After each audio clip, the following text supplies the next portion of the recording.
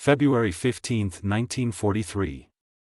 Rabaul Airfield, New Britain. Heat rises in shimmering waves off the sun-baked runway as Petty Officer Saburo Matsui lifts his goggles and squints toward the distant roar rolling across the bay.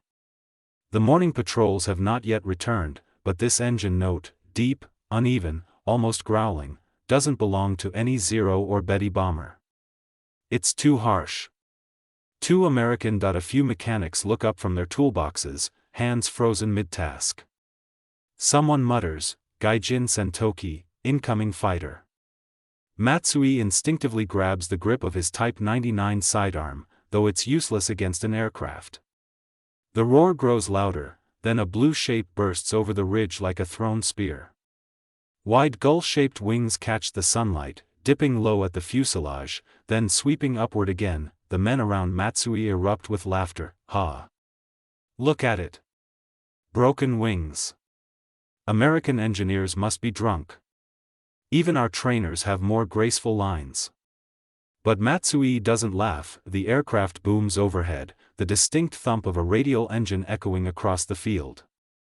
Its silhouette, long nose, broad wings, massive propeller, disappears behind jungle canopy before the anti-aircraft crews can even swing their guns around. A few seconds later, distant muffled blasts roll through the humid air. Someone shouts that an outpost on the ridge has been strafed. Matsui lowers his goggles, unable to shake the image of those strange, bent wings. Mock it all you want, he mutters. But that thing moved fast. He won't know its name for months. But he will remember that sound. March 2, 1943. Over the Solomon Sea. 19,000 feet, Lieutenant John Hawkeye Larson rolls his freshly assigned F4U Corsair into a slow right bank, the horizon tilting as sunlight pours over the Pacific's endless blue. At this altitude, the air is thin and sharp, whistling through the gaps in the cockpit frame. His gloved hand taps the leather padding of the canopy arch, a nervous habit he picked up flying the unreliable Wildcat, but the Corsair, this thing feels alive. He pushes the throttle forward. The Pratt & Whitney R-2800 engine snarls, kicking the aircraft past 380 miles per hour without complaint. The massive Hamilton Standard prop bites the air so hard the entire airframe quivers. Behind him, his wingman, Ensign Thomas Pip Morano, struggles to keep up. Hawkeye, ease off. This bird's too damn twitchy for cruise. Larson smirks. Get used to it. She's a racehorse, Pip. Treat her like a bomber and she'll kill you. Below them, the American convoy threading toward Guadalcanal glitters like silver scales on the ocean. Above and ahead, clouds billow like towering white mountains. Hawkeye, control reports possible bogeys from the northwest. Pip radios, voice tense. Zeros. Larson cracks his neck. Good. First time this bird gets to prove herself. He doesn't know it, but somewhere over that same stretch of sky, Saburo Matsui is climbing in his A6M3, unaware he is about to meet the strange bent wing machine again. 10 minutes later, Larson scans the horizon. The engine hums. The guns, 6.50 cal Brownings, rattle gently inside the wings every time the airframe flexes. For a moment, everything is quiet. Then, 11 o'clock high. Multiple bandits. Pip shouts. Larson looks up and sees them slicing down from the sun, thin-winged, pale, graceful silhouettes, the dreaded Zeros. The fight begins instantly. Larson pushes the throttle to military power. The Corsair leaps forward like an animal breaking free of a trap. The G-force crushes him into his seat as he pulls into a climbing left turn. A Zero flashes past his starboard side, close enough for Larson to see the pilot's white scarf fluttering in the slipstream. The Japanese fighter rolls effortlessly, turning inside Larson's heavier aircraft with painful elegance. Pip is less lucky. I've got one on me, damn it, he's all over my tail. Larson breathes once, deeply. Use your dive. They can't keep up. Push the nose down. He doesn't wait for a reply. He rolls inverted, nose toward the ocean, throttle to the firewall. The Corsair howls as it plunges into a 400 miles per hour dive. Wind scream tears across the canopy. The Zero behind him tries to follow, its engine whining, frame shuddering, but the Japanese fighter begins to wobble under the stress. Larson's lips curl into a grin. Not so pretty now, are you? He pulls back hard, feeling the Corsair's wings bite again, and loops upward behind his pursuer. The Browning's thunder. Tracers stitch across the Zero's tail, fuselage, then engine cowling. A second later, flames blossom from its nose, the crippled aircraft spirals downward, smoke trailing like a black ribbon. Pip's voice returns, shaken but alive. Holy, Hawkeye, you just outran a Zero in a dive. Larson exhales slowly. That's what this bird was built for. Meanwhile, 15 miles away, same altitude, Saburo Matsui flies with his squadron, chasing an American formation reported near the convoy. He spots something blue glinting against the clouds, and there it is again, the bent-wing American fighter. He narrows his eyes. From a distance it looks awkward, almost ungainly, that long nose blocking the pilot's forward view. Matsui sneers. They build an aircraft like that and expect to win a war? But then the aircraft turns, fast, too fast, and Matsui feels a prickling along his spine. He tightens his grip on the Zero's stick. Stay sharp, he warns his wingmen. That one is not normal. The Corsair dives toward them, not a cautious test pass. A predatory strike. Matsui jerks his aircraft sideways as streams of .50 caliber tracers rip through the formation. One of his comrades takes a burst through the wing, fuel spraying into the slipstream like mist. The pilot bails out, parachute blossoming behind him. Matsui growls, "Brake! Brake! Don't let him build speed." But the blue fighter is already pulling away, climbing like a devil on wings. Matsui pursues, the Zero turns tighter, but the Corsair climbs harder. Its engine roars, pulling the aircraft almost vertically. Matsui tries to follow, but his airspeed bleeds away like water draining through open fingers. The Zero stalls, nose dropping, while the bent-wing fighter crests the top of its climb and flips downward with terrifying momentum. The American comes straight for him. Matsui feels the urge to curse the foolish engineers who built that ridiculous wing shape, except deep in his gut, he knows the truth. Those aren't broken wings. They're weapons, designed for speed, designed for power, designed for killing. Larson spots the Japanese pilot beneath him. He can almost see the man's face, focused, disciplined, determined. Larson respects that. The Zero pilots are the best America has faced. But war leaves no room for sentiment. He squeezes the trigger, the guns roar. Matsui yanks his Zero sideways, missing the first burst by inches, so close that the shockwave rattles the thin aluminum skin. He pulls a desperate roll, engine screaming. The American overshoots, too much speed, and Matsui takes the chance to dive away, barely escaping with his life. Below him, the jungle rushes upward.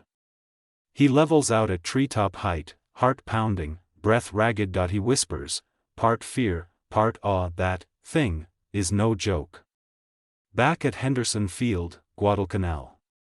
Dusk, Larson climbs down from his Corsair, sweat-drenched, exhausted, but grinning. The crew chief slaps the aircraft's wing. So? How'd she hold up? Larson looks at the bent gull wings, sunset glowing along their curved surfaces. She's not perfect, he admits. Visibility on landing is hell. She fights you every second.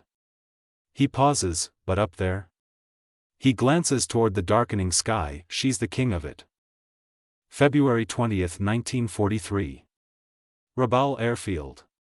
Pre-dawn. A cold mist clings to the revetments as Petty Officer Saburo Matsui walks toward his Zero, helmet tucked under his arm, boots leaving faint prints in the damp volcanic soil. The morning carries the metallic scent of rain, mixed with the sour char of burned fuel from yesterday's losses. The mechanics swarm around his fighter, tightening the cowl flaps, checking the 20mm cannon feed. Matsui barely acknowledges them. His mind is still replaying the encounter from days earlier, those bent wings flashing in the sunlight, the terrifying acceleration, the ruthless precision of the American guns. Lieutenant Shunji Ida, his flight leader, steps beside him, lighting a thin cigarette. You're still thinking about that strange aircraft, Ida says. Not a question, Matsui nods. I underestimated it. We all did. Ida exhales smoke toward the canopy of jungle beyond the runway. Intelligence believes it's a new marine fighter. One they were testing the past year. He crushes the cigarette under his heel. But whatever it is, it has weaknesses. Everything does. Matsui thinks of the American pilot, how he dove like a falling star, how he climbed like a machine with somewhere important to be. Maybe, Matsui answers. But I did not see many yesterday. The loudspeaker crackles, saddle up. Enemy patrol approaching from southeast sector. The Zero pilots climb into their cockpits. Engines sputter, then roar to life. Matsui's heart drums in his chest, not from fear, but anticipation. He must face the blue monster again, and this time he vows not to run. The fighters take off as a formation, slicing upward into the gray morning sky. Meanwhile, Henderson Field, Guadalcanal, Lieutenant John Hawkeye Larson sits in the cockpit of his Corsair, the engine vibrating through the seat, rattling his ribs. His crew chief leans in over the canopy rail, fuel topped off. Guns reloaded. We replaced the right inboard panel. Your dive nearly tore the damn thing off. Larson scratches the back of his head, embarrassed. She just wanted to go faster. Hawkeye. Pip jogs toward him, strapping on his oxygen mask. Scout plane spotted movement around Rabaul. We might meet guests. Larson laughs. The kind with white headbands? The kind that don't give up, Pip mutters. The Corsairs roam to the runway like restless beasts. Even at idle, their engines throb deep enough to vibrate the ground. The wings, bent downward then upward, look alien next to the worn Wildcats parked nearby, sleek, modern predators waiting to be unleashed. The tower crackles. Blue Squadron, you're clear for takeoff. Larson pushes the throttle, the Corsair lunges forward, the propeller carves the dawn light into shimmering arcs. They lift into the sky. 26,000 feet above Cape St. George, wind turbines howl behind the cockpit. The air at this altitude feels thin enough to drink. Clouds drift far below in great white continents. Larson's formation spreads into a loose combat line. Pip's voice buzzes through the radio. We're getting radar hits. Multiple. Fast movers. Larson steadies himself. Zeros? Who else? But today, something is different. The Zeros are climbing aggressively, not waiting for ambush, not circling in lazy stacks. They're hunting. Larson frowns, they're eager. Below them, Matsui and his squadron cut through the sky like knives, rising with ruthless precision. Matsui tightens his harness as the American planes come into view, glints of blue moving fast, too fast. That's them, he murmurs, the bent-winged devils. Lieutenant Ida's voice crackles over the squadron frequency. Remember, they dive well, but they lose visibility in sharp turns. Force overshoots. Strike when they climb. Matsui acknowledges, though he doubts how much advice will matter once the hellfire starts. The two formations collide in a brutal, explosive ballet. Larson dives first, always first, using his altitude advantage. His guns blaze. A Zero rolls out of the stream at the last second, but another takes a burst to the tail and spins away trailing smoke. Pip shouts, 2 on your 9 o'clock. Larson snaps his aircraft into a high-speed brake, visibility vanishing behind the massive engine cowling. He feels the GS slam into his chest. The cockpit darkens around the edges. The Corsair groans as he looks over his shoulder, nothing but sky. Then, a white flash. A Zero swoops in from below, tracers streaking past Larson's canopy. Damn. They're coming from everywhere. Larson jerks the stick. The Corsair rolls violently, its wings cutting the air like scythes. The bent-wing design stabilizes the roll, giving him a chance to pull a tight counter-turn, but the Zero stays glued behind him, light, nimble, patient. Matsui.it has to be Matsui. The maneuver feels too precise. Matsui drives his Zero hard, sweat beading along his brow despite the cold. The American fighter tries to shake him with brute force, dives, violent rolls, raw horsepower, but Matsui dances just out of reach. The Corsair tries to climb. Matsui cuts inside the turn, getting closer. Hold steady, he whispers to himself. He cannot see you below that nose. He creeps upward, lining up his 7.7mm guns, just a few more seconds. Then the Corsair does something he doesn't expect. Larsen slams the throttle, drops the left wing, and rips into a near-vertical roll that should by all logic stall the aircraft. But it doesn't.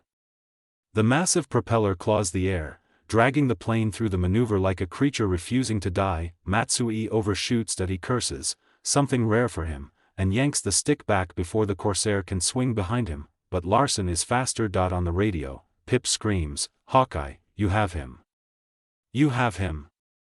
Larsen doesn't celebrate. He dives. The Corsair plunges toward Matsui's Zero, guns belching fire. Matsui twists away, barely evading the lethal arc of tracers. One round grazes his right wing, punching a clean hole through the fabric. The aircraft shudders. "That was close," Matsui whispers, breath shaking. The two fighters pull apart, both climbing for altitude, both pilots breathing hard, both alive only because neither is willing to die today. The battle spirals downward. Literally, pilots chase each other into cloud banks, emerging only to find death waiting at the edge of visibility. Corsairs streak downward like blue thunderbolts, Zeros whirl around them like white ghosts. Larsen loses sight of Pip. Pip. Sound off. Pip. Static. He banks hard, scanning the chaos below. There, a Corsair spiraling, smoke trailing. A Zero glued to its tail. Larsen dives. The world turns into a violent funnel of wind and noise. His airspeed needle jumps past 390 miles per hour, 400, 410, the Corsair trembling under the strain. He lines up the Zero behind Pip. "Hang on, Pip," he fires. A single burst, perfect. Dead on, the Zero's wing explodes into splinters of wood and fabric. It peels away in two burning pieces. Pip pulls out, shaken but alive. "You crazy bastard," Pip breathes. "You saved my ass." Larsen exhales. "Stick with me next time."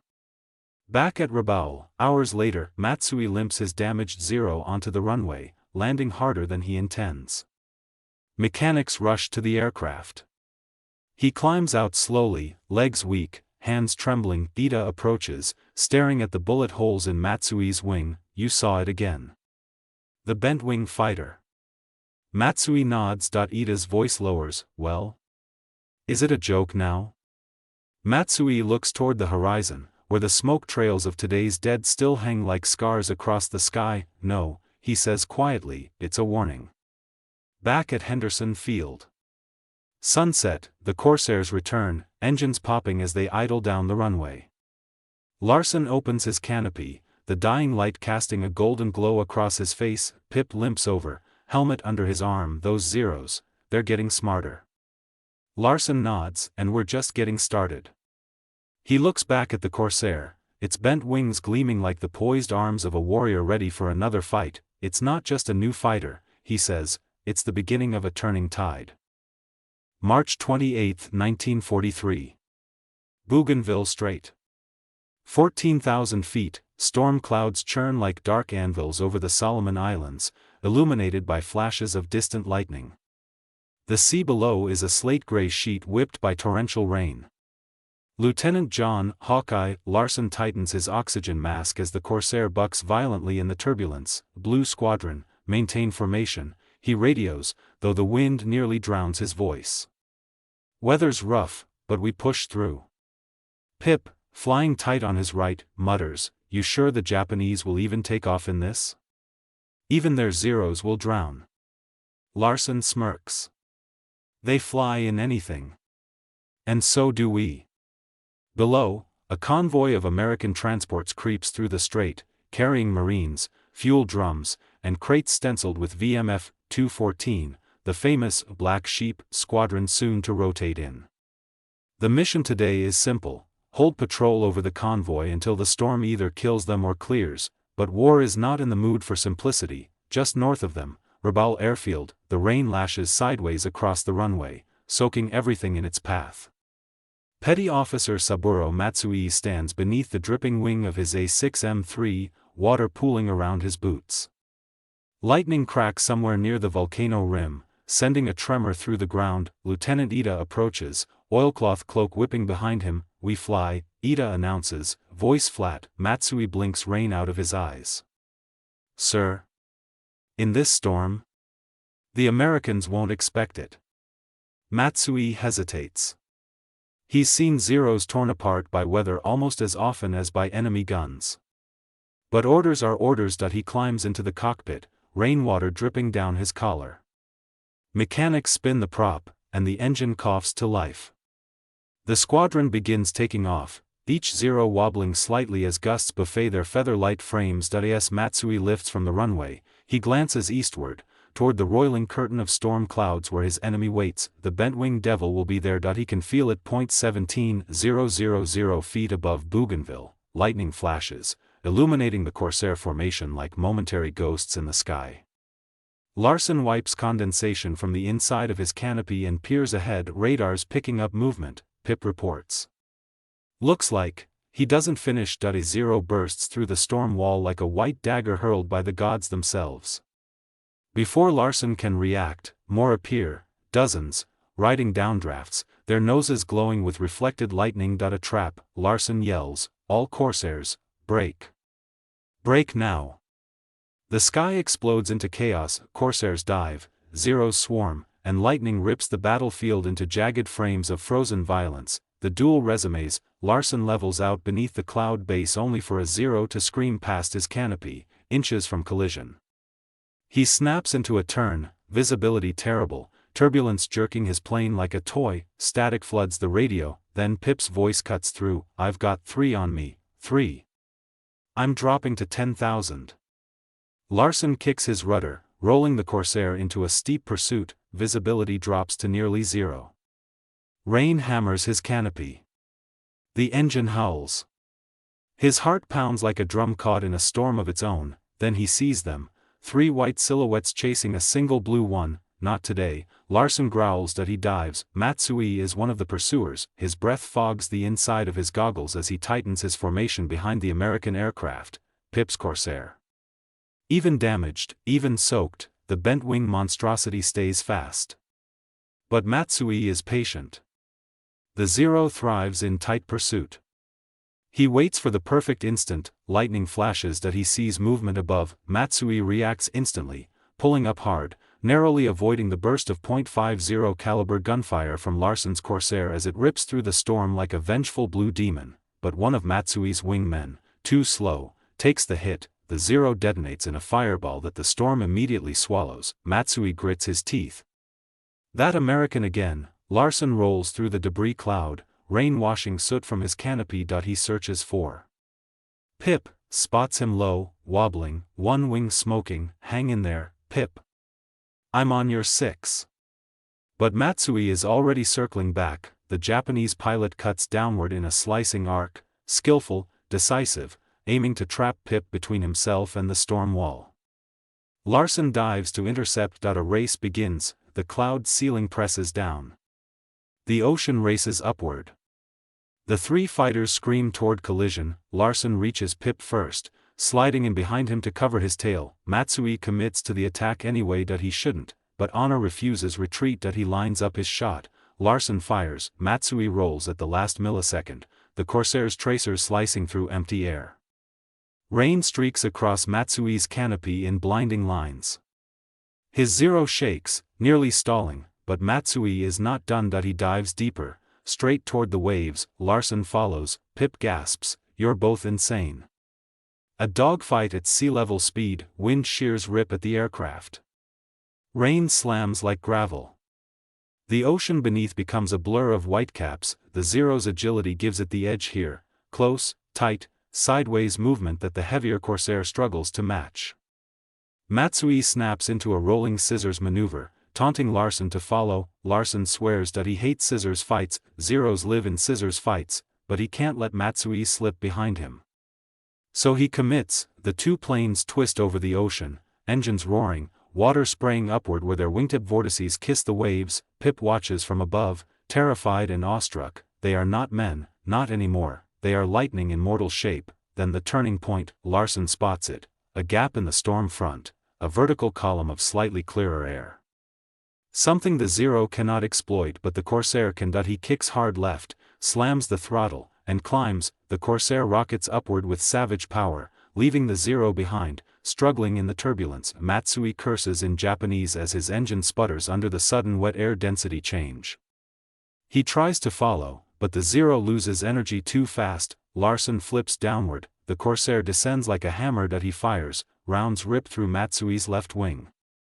Fabric flies off in strips. The Zero lurches violently. Matsui's hands tighten on the stick, fighting to keep control. Smoke pours from his engine. He knows he cannot win, not today. He banks away, diving into the storm. Larsen holds fire. He could pursue. He could end it, but in that moment, he chooses not to. He lets Matsui disappear into the clouds. Pip exhales shakily. You let him go. Larsen answers quietly, he'll be back. Let the next fight decide. Rebel. Late evening. Matsui's battered Zero skids onto the runway, collapsing onto its left wheel. Mechanics rush toward the smoking aircraft. He climbs out slowly, rain soaking his uniform. Ida approaches, face stern but relieved. You survived. Matsui nods once, barely. What did you learn? Ida asks. Matsui stares at the storm clouds where the Corsair vanished. That the Americans have built a monster, he answers. And we must find a way to slay it. Henderson Field. Same evening, Larsen sits beneath the wing of his Corsair, rain dripping in rhythmic taps. Pip leans against the tire beside him, nursing a bruised shoulder. You could have finished that pilot, Pip mutters. Larsen wipes rain from his forehead. He had me dead to rights last time. Call it even. Pip snorts. You're getting sentimental. No, Larsen replies. Just waiting for the right fight. He looks at the Corsair, the silhouette of its inverted gull wing stark against flashes of lightning. Because next time, he whispers, we end this. June 12, 1943. Vella La Vella Airstrip. Midday, heat radiates from the coral-encrusted runway, warping the air into shimmering waves. The smell of sun-baked seawater and burned aviation fuel mixes with the droning hum of engines. Marines hustle crates stamped .50 cal tracer toward the line of newly arrived Corsairs, each painted in deep Pacific blue so dark they look almost black. Lieutenant John Hawkeye Larsen steps down from a jeep, wiping sweat from his brow. His squadron, now reinforced, now rested, now rearmed, is joining the new push moving north from Guadalcanal. And this time, they're not alone. Rows of Corsairs, VMF 214, VMF 221, VMF 215, stand wingtip to wingtip like predatory birds waiting for the next kill. Pip whistles as he looks down the flight line. You ever seen this many in one place? Larsen smiles. Now the Japanese will. A ground crew chief jogs over, clipboard thumping against his thigh. Sir, briefing in 10. General Rupertus wants you and Ensign Morano there early. Good, Larsen replies. We've got catching up to do. Behind them, a marine mechanic slaps a Corsair's bent gull wing. She's the devil's scythe now, boys. Give hell up there. Larsen runs a gloved hand along the wing route, feeling the metal warm beneath the sun. They will, hundreds of miles north. Rabaul, New Britain. Rain taps the tin roofs of the hangars in soft, rhythmic drips. Petty Officer Saburo Matsui leans over a map with Lieutenant Ida, tracing the latest American advances. The once unbreakable ring around the Japanese bastion is shrinking. New Corsair squadrons have landed at Vella La Vella, Matsui says, tapping the island. Our scouts reported at least 30 new aircraft. Ida exhales sharply. And their pilots? Matsui hesitates. Veterans. Confident. Deadly. Ida frowns. And you've fought them more than anyone. What's your assessment? Matsui folds his arms, jaw tightening. Speed beyond anything we have. Firepower that can shred us instantly. Roll rate is brutal. Dive performance unmatched. He pauses. And their pilots are learning. Fast. Ida allows the silence to stretch before asking, can we stop them? Matsui looks at the bent-wing shape he sees in his nightmares. Yes, he says, then, quieter, but not easily. June 13, 1943, 22,000 feet over Kolumbangara, the sky is brilliant blue, so sharp it hurts the eyes. Wisps of cirrus streak the upper dome.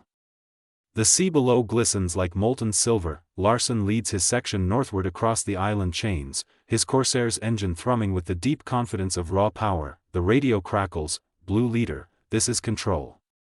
Bogies inbound from the northwest. Count is 20, 25, correction, nearly 30 aircraft." Larsen's pulse quickens, zeros? Zeros and vals. Probably cover for a strike group. Pip whistles. That's a lot of company. Larsen levels his wings, then let's be polite hosts. Squadron, arm guns. Clicks fill the radio as Corsair pilots flip switches, charging belts of .50 caliber rounds into the breeches. The American formation spreads wide, an airborne net waiting to be drawn tight. Approaching them, Matsui and his squadron. The sun glints off the canopy of Matsui Zero as he climbs through scattered clouds, the formation around him tight and disciplined. Below, he sees the second wave, Japanese dive bombers, flying in neat, vulnerable columns. Their mission: strike the American supply ships creeping north. His mission: make sure they arrive there. A radio hiss, bogies ahead. High altitude. Blue aircraft. Matsui tenses. Corsairs, he says. Lieutenant Ida's voice booms, all fighters, protect the bombers. Cut through them. The Zeros accelerate, and the Corsairs dive. The clash hits like a hammer. Larsen rolls upside down and dives straight into the Japanese attack, guns streaming tracer fire. A Val bomber erupts in flames, falling like a burning leaf. Pip shouts, "They're swarming below us." "Let them," Larsen growls as he pushes his dive steeper. The Corsair screams downward at 420 miles per hour, too fast for Japanese guns to track. Matsui jerks his Zero sideways as a Corsair flashes past him, so close that the shockwave rattles his cockpit. Another blue fighter streaks in from above, guns blazing. A Zero explodes in a ball of oily flame. Break formation. Ida shouts, "Engage individually." But even uncoordinated, Corsairs dominate the vertical plane. They crush momentum downward, climb upward on raw horsepower, and shred anything caught in between. Matsui watches one Corsair drop onto a Val bomber, fire a short burst, and climb away before the rear gunner can react. The bomber spirals into the sea. Damn them, Matsui thinks, they fight like they've finally learned how good their machines are. Larsen spots Matsui. Blue and white meet once again. Larsen banks left. Matsui rolls right. Their paths cross with lethal intention. Pip, Larsen radios, "Cover me. I'm going after the Zero with the red stripe on the tail." "You sure? That one moves like a demon." "It's him." The long duel begins again. Matsui dives first, forcing Larsen to commit. The Zero slips through cloud wisps like a ghost, twisting, jinking, taunting. Larsen stays behind him, but the Corsair's nose blocks part of the sight picture. Matsui uses the blind spot ruthlessly. The Zero suddenly rolls left then cuts upward. Larsen overshoots. "Barely," Pip curses, "he almost had you." "I'm fine," Larsen snaps, but his pulse disagrees. Below, the battle rages viciously. Corsairs tear through bomber columns. Zeros counterattack, clawing the air with desperate ferocity. Smoke trails form a tangled web in the sky. American radios echo with, "Splash 1. Break left. I'm hit, bailing out." Japanese radios echo with, "Protect the vals. Dive. Dive. Starboard wing damaged, returning to base." It is chaos made of metal and fire. Matsui tries something new. He cuts throttle suddenly, forcing the Corsair behind him to overshoot. Larsen swears as the Zero flashes beneath him. Matsui climbs vertically, straight up, impossibly tight turn, impossibly light aircraft. Larsen follows. The Corsair groans but climbs. Matsui stalls at the top, nose down, pointing straight at Larsen. They fire at the same moment. Tracer lines cross like angry brushstrokes in the sky. Larsen feels a round slam into his right wing. Matsui feels a burst scrape his canopy frame. Both miss the killing shot. they dive again. A Val bomber slips past the fight. A lone survivor, heading for the American fleet below. Larson glimpses it. Pip screams, it's lining up for a dive. Larson makes a choice. He breaks off from Matsui. Matsui watches the Blue Demon dive after the bomber, straight and true, leaving him behind in the empty sky. For a moment, Matsui only sits there, suspended above the Pacific, breathing hard, sweat cooling on his neck. He whispers, you chose duty over vengeance. Then he dives after him. Larson reaches the bomber first. He lines up the shot, fires, the Val detonates mid-air in a bright orange sphere, debris spiraling into the ocean, but the explosion blinds him for 2 seconds too long. He pulls up late. The Corsair shudders, dips, barely rising above the whitecaps. Pip yells, Larson, pull up. I got it, and then Matsui appears behind him. The Zero settles onto Larson's tail like a bird of prey. Pip tries to intercept but is too far away. Larson grits his teeth. So this is how it ends. Then, a Marine Corsair from VMF 215 dives from the clouds, guns blazing. A surprise. A miracle. A perfectly timed intervention. Matsui jerks his Zero away as tracers slice dangerously close. He climbs hard, disengaging in a controlled retreat. Larson finally pulls level, breath shaking. Pip rushes to his side. You still alive? Barely. He looks upward. Matsui is gone again. Rebel. That night, Matsui steps into the barracks, drenched in sweat, uniform torn, fatigue hanging on him like lead. Ida hands him a canteen. You survived. Barely, Matsui answers. Ida studies him. Did you kill the bent wing one? Matsui shakes his head. Another American saved him. They fly like wolves now, packs, protecting one another. Ida exhales. Then tomorrow, we must become wolves too. But Matsui knows the truth. The air war is shifting, and the bent-wing devil is winning. Henderson Field. Same night, Larson sits in the dim glow of a lantern, writing in his logbook, Zero's still deadly. Their pilot's smarter than ever. But the Corsair is finally showing what it was built to be. Pip leans in the doorway, bruised but grinning. Today felt different, didn't it? Larson nods, yeah. He looks at the sleeping silhouettes of Corsairs outside, wings folded, engines cooling, like giants resting before battle. The tide's turning. Larson says softly, and tomorrow, we push harder. Dawn, January 26, 1944.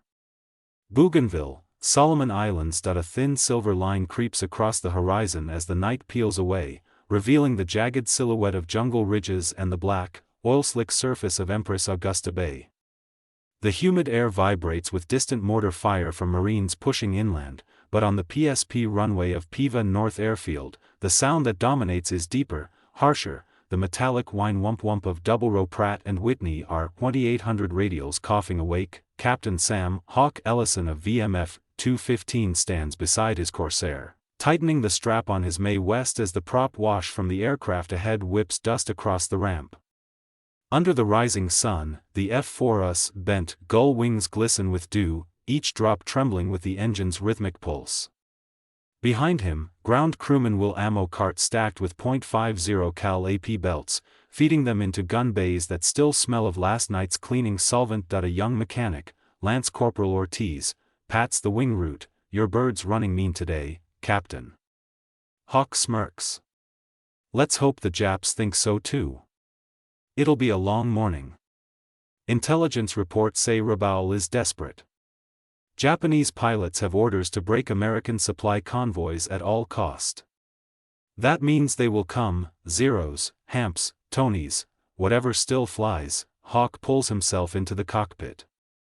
The seat is still warm from the pre-flight run. He settles in, locking the shoulder harness, the canopy half open, dawn light pouring across the gun sight, fuel pressure steady. Oil temperature climbing. Manifold pressure good. Red Devil lead. This is Piva Tower. You are clear for takeoff. Hawk pushes the throttle forward. The Corsair snarls, the tail lifting almost instantly under the surge of 2,000 horsepower as the bent wings slice air that ripples like heated glass. The aircraft bolts forward, rising above palm trees in a single sweeping arc, climbing toward a sky already shimmering with tropical heat. Behind him, 11 more Corsairs form up in staggered V formations, their silhouettes sharp and predatory against the morning sun. As they climb past 10,000 feet, Hawk wipes sweat from his brow. At this altitude, the heat is still brutal, nothing like the freezing upper air engagements over the Solomons months earlier. The maintenance teams have removed some cockpit insulation to save weight, leaving the interior furnace-like during climbs.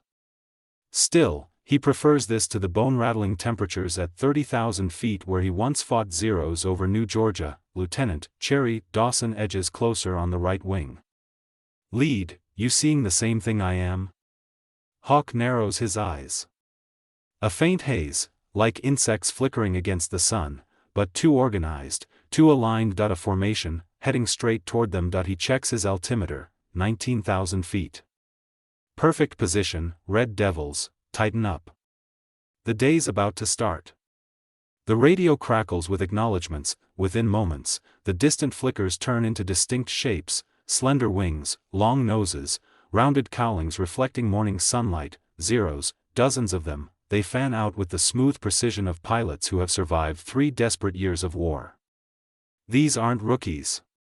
These are hardened aviators from the 253rd and 201st Kokutai, veterans withdrawn from Rabaul again and again, now committing everything left to stop American advances. Hawk's pulse steadies. Remember, they turn tight, but we climb like devils.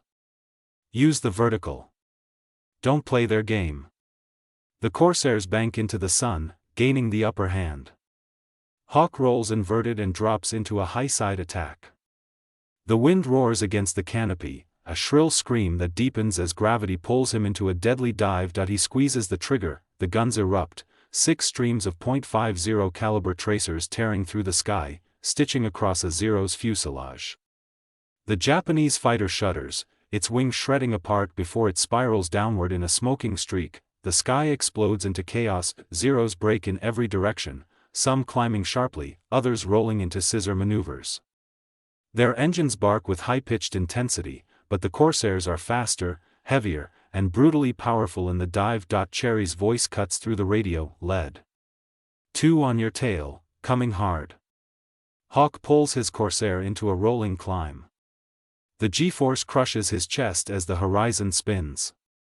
A Zero tries to follow, but its climb rate stalls, its engine screaming near redline. Hawk flips over the top and dives straight down on his pursuer. "Your mistake," he mutters. Another burst. Another kill. The Zero disintegrates in midair, leaving a corkscrew trail of smoke, but the battle is far from balanced. Japanese reinforcements spill from the clouds above, fresh Zeros diving like silver daggers. Ellison counts at least 20 more. Red Devils, stay sharp. They're flooding in from high right. Major Tanaka Hiroshi of the 253rd Kokutai leads the counterattack. His Zero slices through the formation, diving past 2 Corsairs before pulling up violently, forcing Hawk to reassess. This one flies differently, precise, calculating. A veteran ace, Tanaka switches throttle stages smoothly as he angles for Hawk's tail, the Zero's lightweight frame cutting tighter and tighter spirals around the Corsair's larger turning radius. For a moment, Hawk hears the eerie whistle of the Zero's wing roots as it closes in. He can almost feel the Japanese pilot's focus, unwavering, disciplined. A shiver crawls down his spine. Not today. Instead of turning, Hawk slams the throttle, pitching his Corsair into a steep climb. The R-2800 roars like a beast unleashed, prop tips barely avoiding supersonic flutter. The Corsair surges upward, exactly where the Zero struggles most. Tanaka follows, but physics is not on his side. The Zero trembles, its climb faltering, engine coughing under the strain. Hawk, now. He flips into a wing over, dives past the Zero, and opens fire from above. Tanaka reacts with astonishing skill, rolling inverted, avoiding the initial burst, cutting throttle to bleed energy, then pitching sharply downward. A defensive spiral, they plunge together toward the jungle canopy, twisting like 2 falling hawks locked in a death dance. At 3,000 feet, Hawk breaks off first, he has the speed to climb again. Tanaka doesn't follow. He levels out, smoke trailing from his damaged fuselage, heading west toward friendly lines. Hawk doesn't pursue. He respects skill when he sees it, and chasing a wounded ace into a pack of covering zeros is a good way to die. The radio fills with scattered reports. Cherry here, splash 1. Hawk, I'm taking fire, 2 on me. Red Devil 5, fuel's hitting reserve. The sky is thinning. The Japanese push is faltering. By the time the engagement disperses, 12 zeros burn on the water or in the jungle. 2 Corsairs limp home with holes stitched across their wings. 1 doesn't return at all. Lieutenant Harris vanishes after diving into cloud cover chased by 3 zeros, and yet, as Hawk circles back toward Bougainville, engine humming steadily, he realizes something fundamental has shifted. The Japanese pilots fought with ferocious skill, but the Corsair's raw speed, its resilience, its vertical authority, it dominated. The bent-wing machine once mocked for looking broken now casts a long, undeniable shadow across the Pacific, and the Japanese know it. February 14, 1944. Rabaul approaches St. George's Channel. The sea below looks like hammered steel as twilight settles in, turning every wave crest into a shard of cold silver. A low mist hangs over the water, drifting like smoke from unseen fires. Far ahead, the volcanic ridges of New Britain loom, dark, jagged, foreboding, silhouetted against the bruised purple sky. Captain Sam Hawk Ellison wipes condensation from the inside of his canopy. His squadron, what's left of it, flies in loose formation, 12 Corsairs spread across the cloud decks like predators stalking invisible prey. Each aircraft bears scars from weeks of brutal sorties, patched bullet holes, scorched paint near the exhausts, gun barrels blackened from relentless firing. Red Devil lead, you copy? Cherry Dawson's voice crackles through the headset, thin and warbled from intermittent interference. Hawk presses the throat mic, loud and clear. Report. We got word from Intel, Japanese naval planes trying to break out of Rabaul at dusk. Torpedo types, maybe some escorts. Hawk feels the familiar tension settle into his gut, not fear, but the cold sharpening that comes before violence. The Japanese aren't done yet.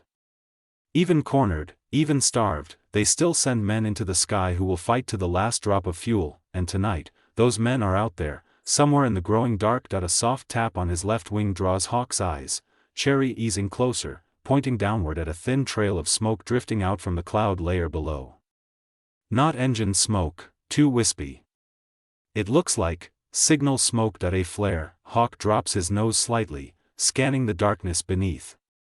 And then he hears it, not through his headset, but through the Corsair's frame itself, vibrating in faint rhythmic pulses. Distant engines, multiple. He signals with a hand chop, prepare to dive. The Corsairs tilt forward, slipping silently beneath the cloud veil until the world below opens like a stage suddenly revealed in shifting moonlight. 6 Japanese torpedo bombers, Nakajima B-5N, Kates, flying low and steady, their silhouettes hugging the ocean surface. Behind them, escort fighters. Zeros. At least 15. Hawk exhales slowly. Red Devils, listen up.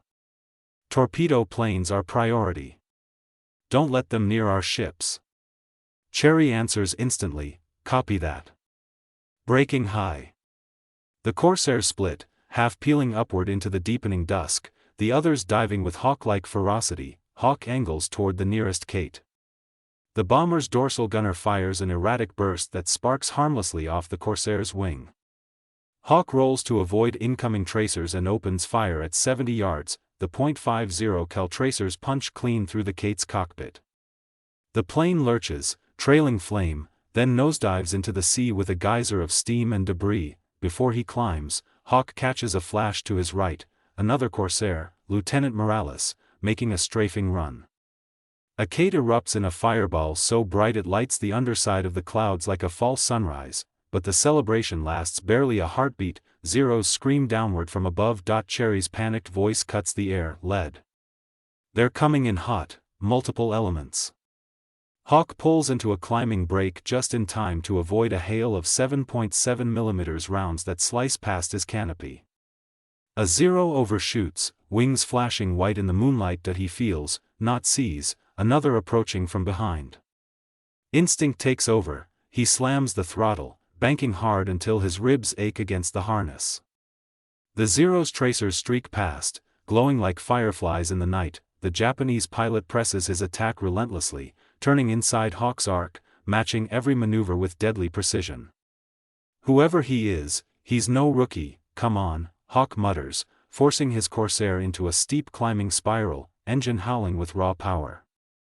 The Zero follows, hesitating only slightly, its engine note straining, trying to hold energy. Then Hawk sees it. A flicker of instability, the Zero's nose wavers in the climb, the wing tips tremble. He's pushing the aircraft beyond its comfort zone. Hawk suddenly rolls inverted and dives, the world flipping upside down as he pours altitude into speed.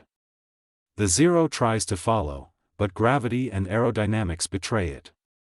It falls behind, wobbling, then sliding out of position entirely. Hawk pulls into a swift, brutal arc, lines up a deflection shot, and fires. The tracers cut across the night like molten threads. The Zero staggers, hits square in the wing root, then bursts into a blossoming sphere of fire before spiraling into blackness. That's another lead. Good hit. But there's no time to answer. 3 more Zeros descend on the Corsairs trying to finish the crippled Kates. Lieutenant Morales yells through the radio, "I've got 2 on me." "I can't." A burst of static, then silence. Hawk grits his teeth. He sees Morales's Corsair rolling unsteadily, trailing smoke, a Zero glued tight to his tail. Hawk dives with predatory fury, closing the distance in seconds. He fires a long burst, walking the tracers up the Zero's fuselage. The Japanese fighter explodes into fragments that scatter like burning leaves. Morales levels out, limping, barely in control. "Thanks. Lead. Didn't think I was making it back." Hawk doesn't answer. His eyes are already scanning for the next threat. Cherry's voice returns, strained, breathy. "Lead, got visual on something new. High altitude, looks like a late model Zero. Bigger spinner, clipped wings." Hawk feels a cold ripple run through him. A Zero with clipped wings, that means only one thing, a top ace's personal modification. A silhouette drops from the stars, sleek, precise, terrifyingly composed. The clipped-wing Zero angles directly at Hawk's flight with deliberate menace. The radio fills with a single Japanese transmission, quick, sharp, disciplined. A veteran coordinating his attack. Everything suddenly feels different, slower, sharpened. "Red Devils, stay close. This one knows what he's doing." The modified Zero dives at impossible speed, firing a concentrated burst that forces Cherry into a desperate roll. Hawk watches, heart lurching, as the Zero cuts past with chilling accuracy. It climbs again, looping high overhead, circling for another strike. Hawk recognizes the maneuver. He saw it once before, over Bougainville. Major Tanaka Hiroshi, the ace who survived their last encounter. He's back, and this time, he's hunting. Hawk banks hard and climbs to intercept. The Corsair's engine roars, the night vibrating with its thunderous ascent. Tanaka sees him coming and adjusts angle, accepting the challenge. They close head-on. 2 Predators, 2 Machines, 2 Philosophies of air combat colliding in the dark. Tracers erupt from both aircraft. Hawk jerks the stick, sparks rip across his wing. Tanaka slips past, missing by inches. They climb, they dive, they roll. 2 Silhouette circling, locked in a duel that feels carved from steel and fate. Around them, the other Zeros begin breaking off. The surviving Kates scatter. The air battle dissolves into fragments, because everyone, American and Japanese, can sense it. Tonight belongs to these 2. And the bent-wing bird, once mocked as broken, now faces the finest aviator the Japanese Empire still has. Night deepens over St. George's Channel, swallowing the ocean in a void so black that the only sense of depth comes from scattered reflections of moonlight bouncing off distant whitecaps.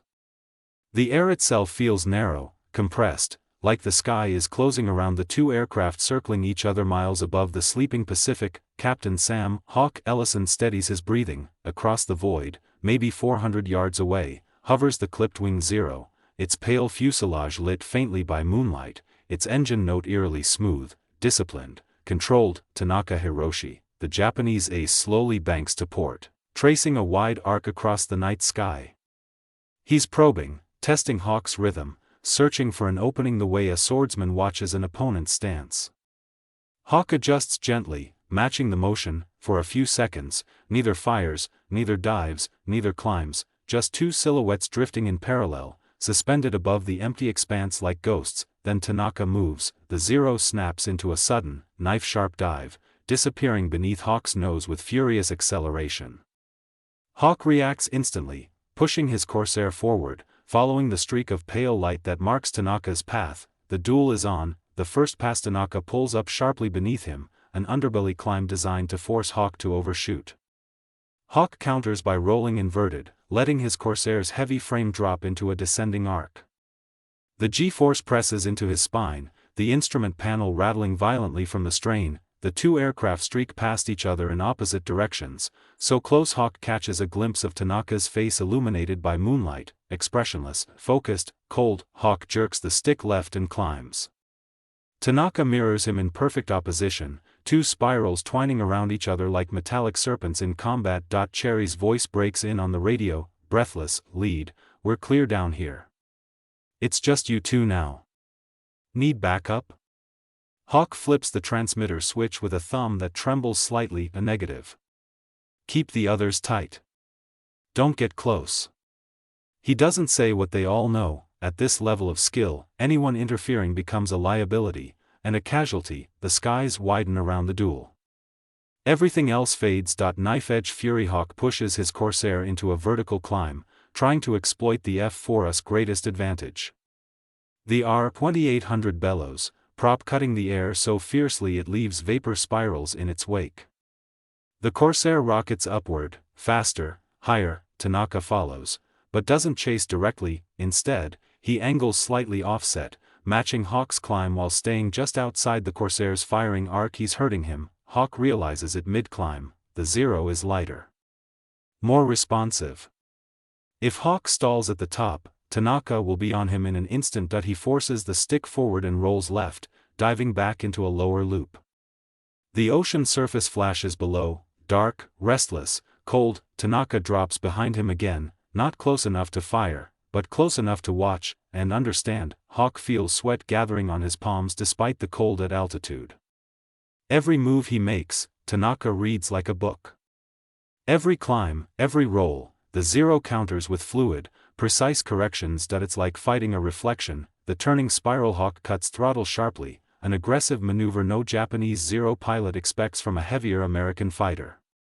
The Corsair shudders as speed drops, but Hawk controls the stall margin perfectly, dipping one wing, sliding into a controlled lateral drift. Tanaka's Zero shoots past on inertia, too fast. Hawk flips onto the Zero's tail, firing a burst that slices within inches of Tanaka's right wing, but Tanaka reacts with impossible reflexes, cutting power, dropping flaps, rolling into a tight corkscrew dive that forces Hawk to break off or risk collision with the unstable, unpredictable maneuver. The Japanese ace climbs again, almost taunting, almost inviting. Hawk's heart hammers. He's never fought anyone like this. A moment of silence for several seconds. They circle again, slower this time, wounded animals conserving breath before the next lunge. The moon lights the right side of Tanaka's cockpit, revealing the white scarf fluttering behind him, the same scarf Hawk remembers from Bougainville. The man who escaped him once. Not tonight. Over the radio, Morales whispers, "Hawk, be careful. Guy flies like a demon." He isn't wrong. Death dive. Tanaka suddenly snaps into a roll, diving straight toward Hawk head-on. Hawk pushes his stick forward, dropping to avoid the collision, but Tanaka adjusts instantly, pursuing from above with lethal precision. Tracers streak past Hawk's right wing. A second burst rips toward his tail, another grazes the fuselage, sending sparks into the night. The Zero is closing the distance inch by inch, a predator tightening its jaws. Hawk's pulse surges. He cannot outturn Tanaka horizontally. He cannot outstall him. He cannot win a rolling scissors. So he plays the one card the Corsair owns completely, raw vertical authority. Hawk slams throttle full forward. The Corsair roars, kicking upward so hard his vision tunnels. The Zero follows, but the gap widens.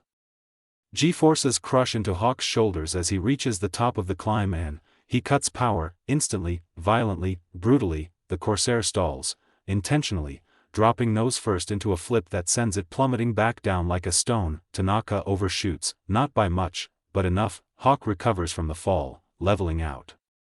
The Zero is directly ahead now, just at the edge of gun's range, Hawk squeezes the trigger, the 6.50s thunder as flame lances from the wings, stitching toward Tanaka's engine cowling. A burst connects, the Zero jerks violently, smoke pours from its radial engine, the final descent. Tanaka tries to climb, but the damaged engine coughs out black smoke. The Zero struggles, wobbles, still, Tanaka holds control, barely. He pulls into a left turn. A defensive spiral, the same maneuver he used to escape over Bougainville, but this time, he's lower, his engine is failing, his climb authority is gone. Hawk follows him down, the dual corkscrews toward the water, two machines falling from the night like burning stars. Tanaka pushes a final burst of throttle. The Zero steadies.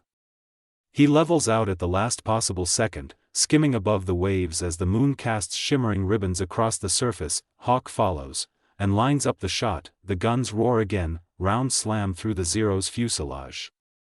Debris peels away.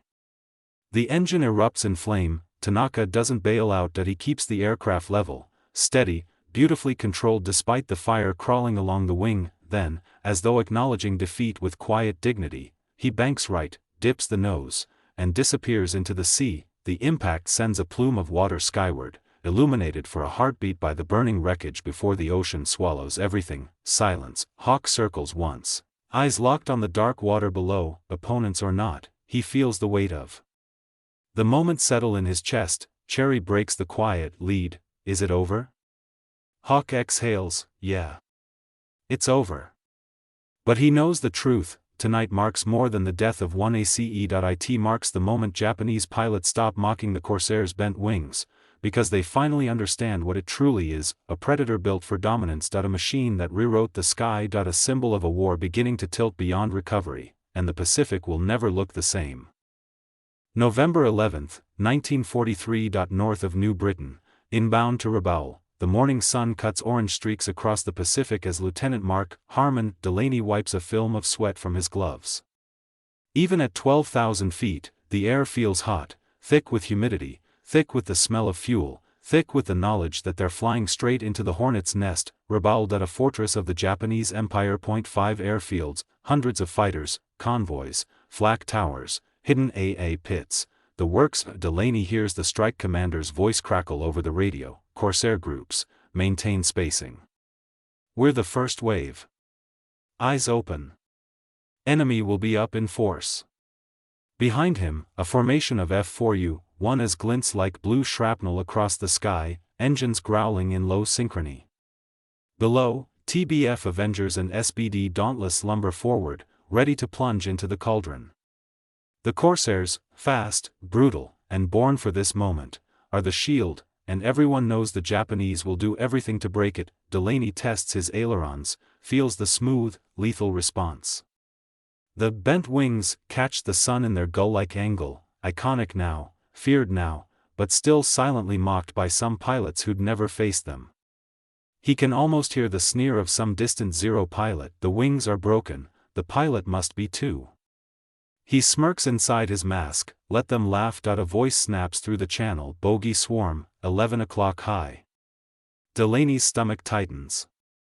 He cranes upward. There, like a dark cloud peeling away from the sun, comes the first wave of the Tainan Air Group. Scores of A6M50s diving in a sweeping arc, sunlight flashing along their silhouettes. The fight is coming fast. The Zeros slash downward with predatory precision. Their maneuverability at low speeds remains unmatched. They carve the sky in tight loops.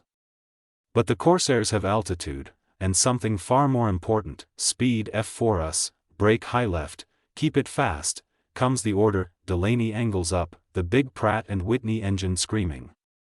A Zero tries to climb after him, but the Corsair simply walks away, like a predator choosing when to engage. Not yet, Delaney thinks. Not until I choose it. He rolls over the top into a high yo-yo. The Corsair dips its nose. Gravity and horsepower combine into something terrifying. He's on the 06 before the Japanese pilot even expects someone to be there. Delaney squeezes the trigger. The 6.50 cal Brownings roar in a single, deafening chorus. The tracers slice across the space between aircraft, hit sparkle along the Zero's tail, then the cockpit. The fighter erupts in flame. Splash 1, Delaney mutters. But there's no time to watch it fall. A warning call blasts through the radio, bandits at 6. Multiple. He jerks the stick. A Zero flashes past his canopy, overshooting by 2 whole wingspans.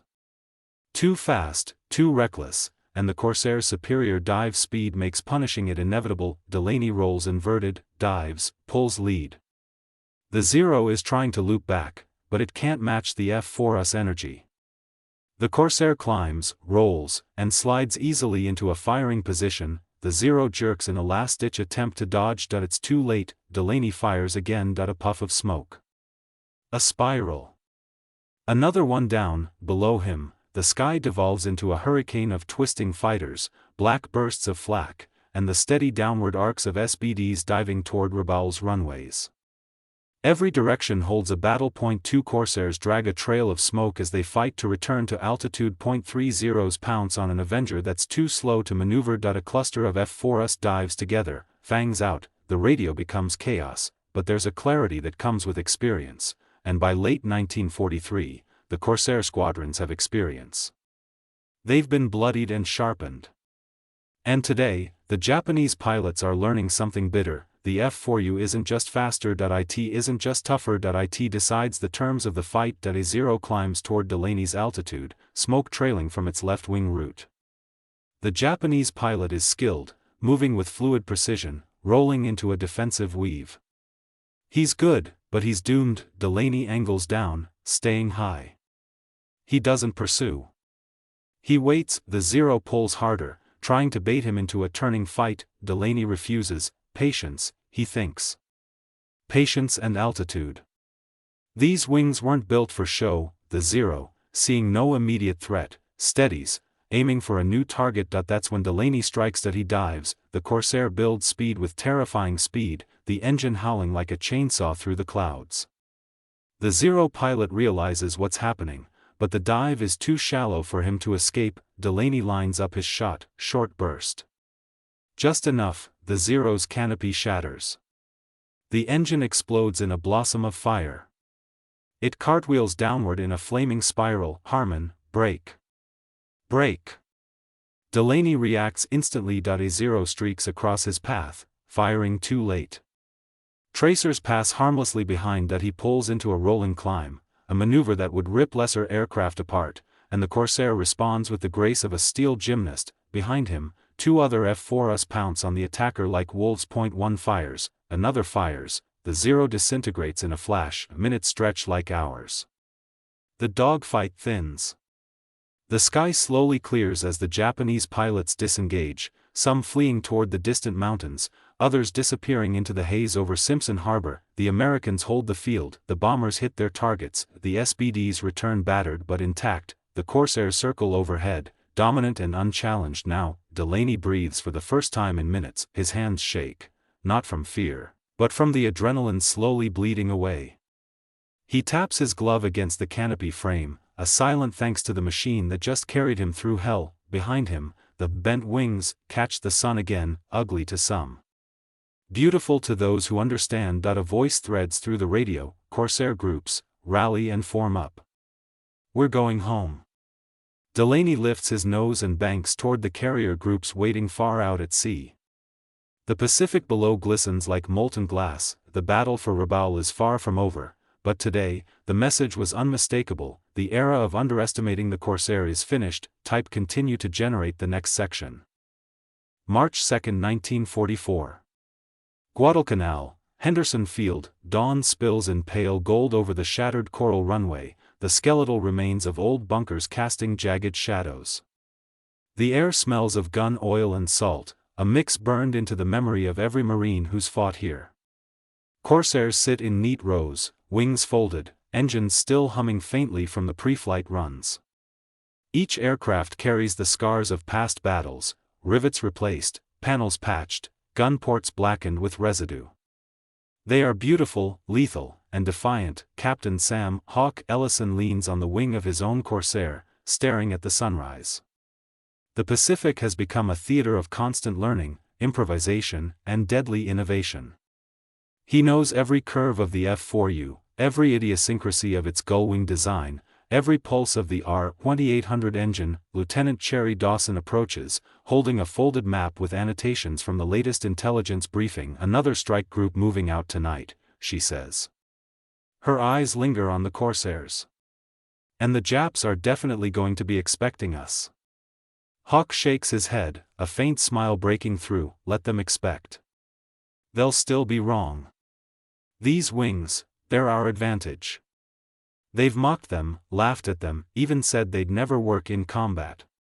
But that's exactly why they didn't see us coming. High above the Solomon Islands, Japanese pilots from the Tainan and 253rd Kokutai prepare for another interception. The same islands that once felt like an unbreakable chain of defense are now lined with Allied airstrips. Every sortie into the sky brings the Corsair closer to domination. The Japanese flyers whisper among themselves about the bent-wing devils, their confidence shaken, their tactics strained. Matsui, now a veteran of multiple engagements with the F4U, traces the air routes with a finger over a map of the islands. They climb too fast, he mutters to Ida. They dive too hard. And they shoot from angles we cannot match. Ida frowns, frustrated but understanding. The Corsair changes everything. We need new tactics, or we will continue to lose. The once mocking eyes of Japanese pilots now hold grudging respect. The F4U has become more than a machine, it is a symbol of American ingenuity and tactical supremacy in the skies above the Pacific. March 3, 1944. Midday over New Georgia Sound. Ellison's squadron streaks across the bright blue, engines screaming, wings gleaming. Tracer fire flares in the distance, another skirmish breaking out between Corsairs and Zeros. But now, the Corsairs move with confidence, their pilots learning from every engagement. They dive with authority, climb with control, and maneuver with precision that allows them to dictate the battle. Ellison spots a lone Zero climbing toward a damaged Dauntless. Without hesitation, he rolls his Corsair, engine thrumming, and intercepts. The Zero pilot attempts a sharp turn, but the Corsair's speed and climbing power give Ellison the advantage. A burst of .50 caliber fire hits the Zero squarely. It spirals out of control, smoke streaming from its fuselage. Ellison watches, heart hammering, as it disappears into the sea below. Another one down, he mutters. Let them remember who rules the sky now. Behind him, the squadron follows suit, slicing through enemy formations, protecting bombers, destroying aircraft with terrifying efficiency. Each engagement reinforces a hard-earned truth: the Corsair is no longer just a fighter, it is the apex predator of the Pacific, feared by all who see its bent wings cutting through the sunlit sky. Later that evening, Henderson Field, the Corsairs return, some bearing heavy damage, others barely scraped. Mechanics rush forward, checking engines, rearming guns, patching fuselages. The pilots, sweat-soaked and exhausted, share silent nods of respect. Each sortie strengthens their bond, not only with each other but with the aircraft that has carried them through the most brutal skies in the world. Ellison steps down from his cockpit, stretching his legs. He looks at the F4U sitting under the fading light, its bent wings casting long shadows across the tarmac. For a moment, he thinks about the early days, the ridicule, the skepticism, the fear that it might never work.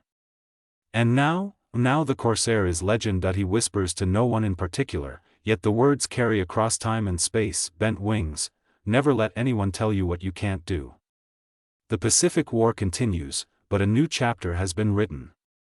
The F4U Corsair, once mocked, now rules the skies with speed, firepower, and unmatched dominance.